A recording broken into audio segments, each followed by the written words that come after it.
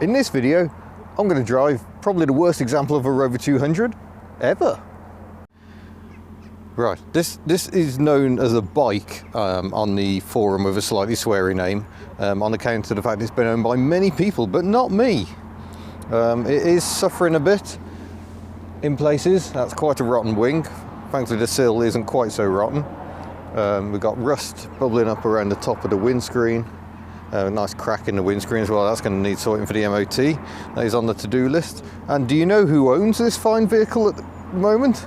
Rich, the co-owner of the Mighty Dacia. And it's a 220SLi, so a huge engine, middling spec.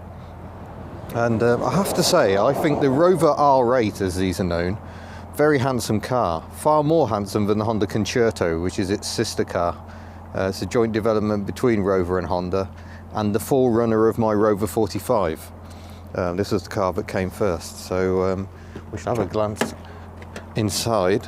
And steering wheel, very Rover, very chunky. And inside, it's just like a slightly older train version of the well, of my car. It is quite similar, it's just a bit more angular. You'll have to ignore the slightly sweary sign. He's a famous forum member, and he did quite a lot of work on the engine. But you can see we're up to 164,000 miles, but we've still got the original Rover radio in here. We've got some pink gloves as well. They belong to a fan of the channel, so hello. And yeah, some rather tired looking fake wood. But we've got electric windows, central locking, we've got an electric sunroof, we've got a headliner which is slightly falling off. It's all good. So let's have a peek at the powertrain. The 220s have this big bonnet bulge, which makes them look extra classy. And there we go, that's the T-Series engine, I think, or was it the, yeah, T-Series, twin cam, 16 valve, 2 litres with injection. Back in the days when you didn't cover your engine up with plastic, you just well, you just put your engine in and kind of didn't worry about anything else. So good stuff. I think the only thing remains is to take a drive. We haven't looked at the passenger side yet. That's also quite crusty in places.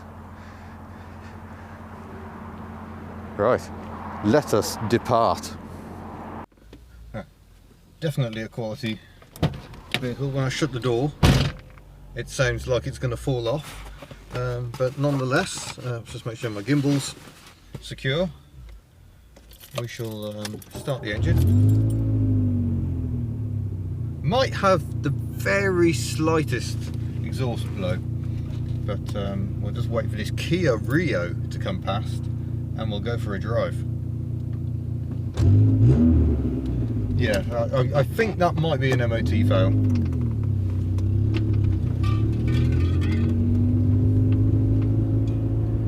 The seats are a bit harder than the 45. Maybe that's just because they're old.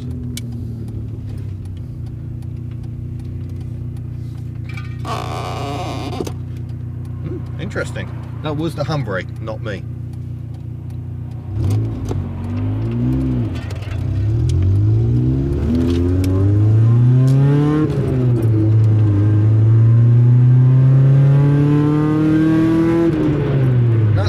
Which is the speed limit. It doesn't hang about. So yeah, just like my Rover 45, there's a bit of annoying wind noise around the frame, and obviously the exhaust is quite dominant, but it's doing 2,000 revs at 50. It feels quite relaxed. Got a bit of a judder going on the wheel there, something slightly out of balance. Yeah, this feels like a car you'd be very comfortable in. It's a very nice driving position. I'm not going to bugger around with things. The steering wheel is too high, but it is adjustable, I think. Oh, maybe. Oh yeah, there it is. I'm not going to adjust that on the fly. That would be suicidal at best. A bit more air in there. Oh yeah, very pleasant. So originally the Rover 200 launched in 1989. it had the 1.4K series or the 1.6 Honda engine, B series, I think, or maybe it was the D. Maybe it was the D series. But anyway, those were your engine options. But Rover kept on developing the R8, and this is the final facelift version. It's got the Rover grille on the front. That was added in the early 90s. Ooh, brakes are sort of there.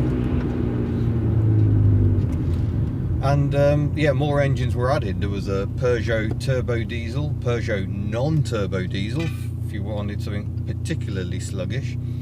And yeah, they broadened the range with their own 2-litre twin cam for a bit of a top-end version. In the coupe they developed on this platform, you could have that turbocharged for maximum torque steer. Nice tight gear change, very Honda-esque.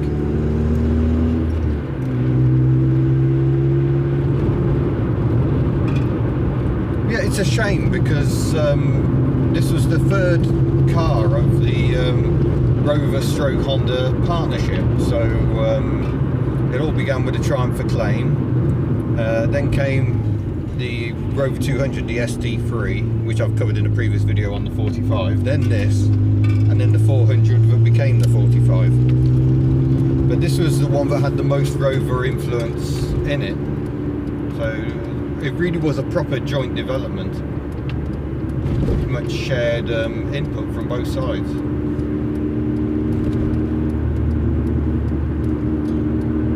It's hard to get away from the exhaust, really. That is rather dominating the experience at the moment.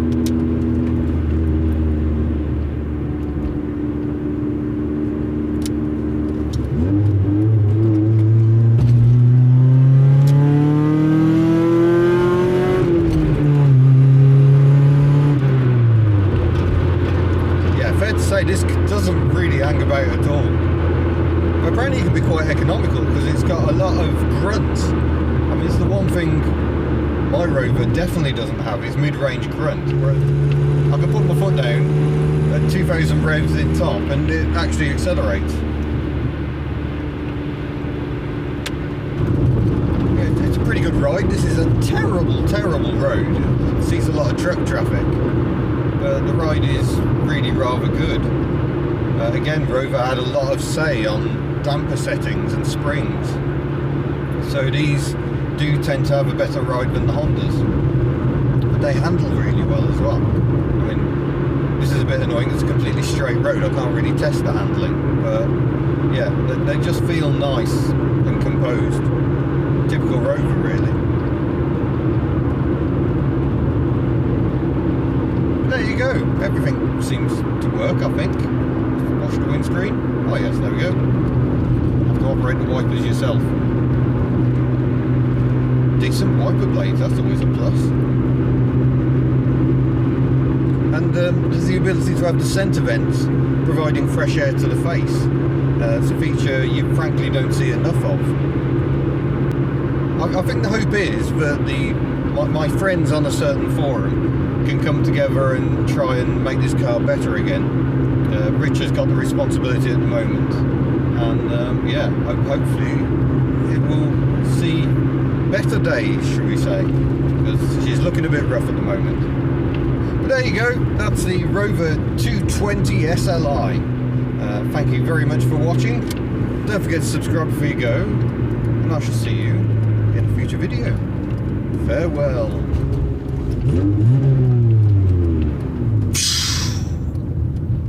Tested the rear wiper. Oh, the wash appears not to work. I am envious. My Rover does not have a rear wiper.